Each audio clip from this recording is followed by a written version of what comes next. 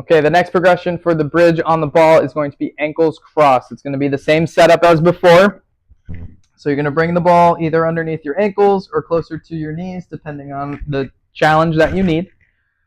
But instead of your feet staying apart from each other, you're actually going to crisscross your ankles. Okay, so now one foot's on top, one foot's on the bottom, and you've only got 1 point of contact. Okay, so it's going to make this more challenging for your core as well as the glutes that are lifting.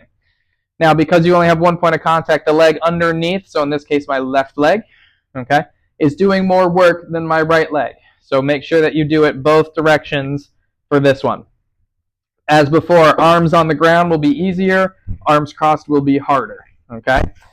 Same rules apply. You're going to turn on your quads, both quads, even though the left leg's doing the work, more of the work, your right leg's still helping, so make sure that this is on. You don't want to be bent here, okay? Straighten both knees, squeeze the butt muscles, okay? Make sure your core is engaged here so that you don't start to use your back, and lift, okay? Now there's 1 point of contact, so you're going to be a little more wiggly, but you want to try to minimize the wiggle. You're going to hold it for a certain amount of time, and then come down nice and slow. Again, make sure, because you're doing one side a little more than the other, that you crisscross the other way, and do it on that side too. Okay?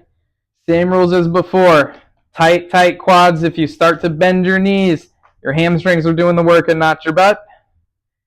And if you start arching your back, your core is not turning on and your butt's doing less work. So make sure you're keeping that core on, back's nice and flat, and the butt's doing the work.